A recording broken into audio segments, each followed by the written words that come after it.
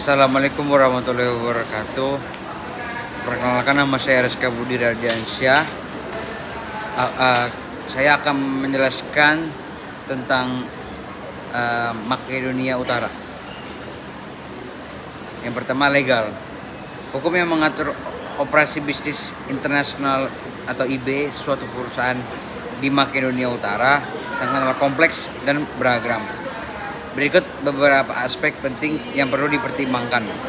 Yang pertama, hukum bisnis domestik. Perusahaan yang beroperasi di Makedonia Utara harus mematuhi hukum bisnis domestik di negara tersebut. Yang kedua, UU perpajakan atau undang-undang perpajakan. Memahami sistem perpajakan sangatlah penting. Makedonia Utara memperlakukan pajak penghasilan badan, pajak pertambahan nilai atau PPN, dan pajak lainnya yang dapat mempengaruhi operasi keuangan di perusahaan. Yang ketiga, perjanjian perdagangan internasional. Makedonia Utara adalah negara kandidat keanggotaan Uni Eropa.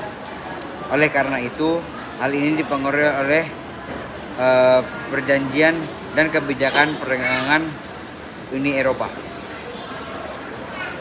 Yang kedua, ada fisikal. Karakteristik fisik Makedonia Utara memainkan peran penting dalam perekonomian dan lingkungannya. Berikut beberapa aspek penting terkait unsur alam di tanah Makedonia Utara. Yang pertama, ada sumber daya alam.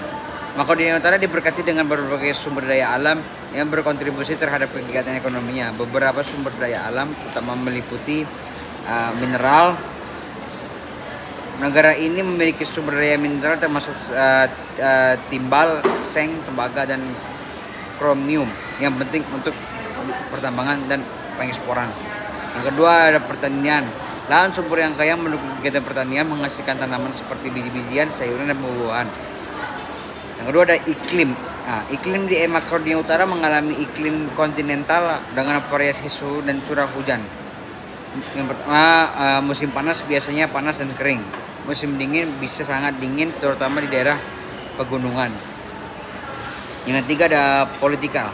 Beberapa kekuatan politik utama di North Makedonia termasuk yang pertama, ada partai politik. Partai-partai politik memiliki peran yang sangat signifikan dalam politik Makedonia Utara. Beberapa partai utama termasuk Partai Demokrat Sosial, Partai Revolusi Demokratik Makedonia, dan Partai Aliansi untuk Makedonia Albanian. Yang kedua, ada integrasi Eropa dan NATO. North Makedonia berusaha untuk bergabung dengan Uni Eropa dan NATO. Proses integrasi ini memainkan peran penting dalam arah kebijakan luar negeri dan reformasi dalam negeri ini. Yang ketiga, hubungan regional. Hubungan dengan negara tetangga seperti Yunani dan Bulgaria juga mempengaruhi politik North Makedonia. Beberapa isu sejarah dan perbatasan masih menjadi sumber ketegangan. Yang keempat, ada sosial kultural. Menurut teori Hofstede, North Makedonia dapat dianalisis dalam beberapa dimensi budaya utama. Yang pertama, individuals dan kolektivisme. Makedonia Utara cenderung memiliki budaya yang lebih kolektif, di mana nilai-nilai kelompok dan solidaritas sangat penting. Keluarga dan komunitas seringkali lebih diutamakan daripada kepentingan individu. Yang kedua, ada power distance. Makedonia Utara memiliki tendensi untuk memiliki jarak hierarki yang cukup besar. Ini berarti adanya perbedaan status dan kekuasaan yang signifikan dalam masyarakat, dan orang-orang mungkin menghormati otoritas dan hierarki yang ada.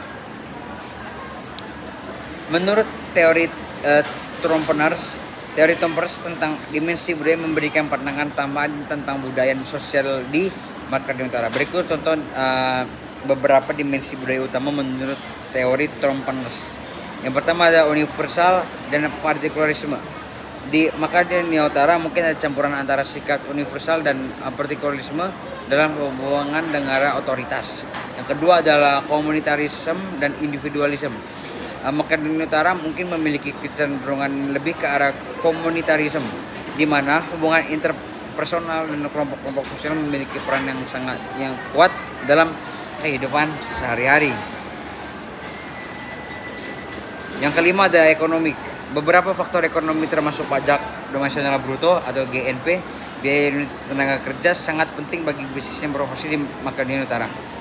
Berikut faktor-faktor tersebut dan relevansinya dengan bisnis di Makedonia Utara. Yang pertama ada produk nasional bruto atau GNP, mewakili total output kepada ekonomi suatu negara termasuk pendapatan yang diperoleh penduduk dunia usaha baik dalam maupun luar negeri. Ini merupakan indikator ekonomi penting bagi bisnis di Makedonia Utara karena memiliki wawasan mengenai kesehatan ekonomi negara tersebut secara keseluruhan. Yang kedua, biaya satuan tenaga kerja. Biaya satuan tenaga kerja merupakan faktor penting bagi bisnis karena mengatur biaya tenaga kerja per unit output. Ini dihitung dengan membagi total biaya tenaga kerja dengan total output. Yang keenam ada sosioekonomik. Makedonia Utara seperti banyak negara lainnya memiliki karakteristik sosioekonomi yang berbeda dan sebaran populasi manusia. Berikut ikhtisar beberapa aspek utama. Yang pertama ada populasi perkotaan versus pedesaan. Makedonia Utara memiliki gabungan wilayah perkotaan dan pedesaan. Skopje, ibu kotanya adalah kota terbesar dan pusat ekonomi dan budaya utama. Penduduk perkotaan di negara ini terkonsentrasi di Skopje dan beberapa pusat perkotaan lainnya, sedangkan penduduk lainnya tersebar di daerah pedesaan. Yang kedua ada keberagaman etnis. Makedonia Utara dikenal dengan populasi yang beragam dengan berbagai kelompok etnis termasuk Makedonia, Albania, Turki, Serbia, Roma, dan lainnya.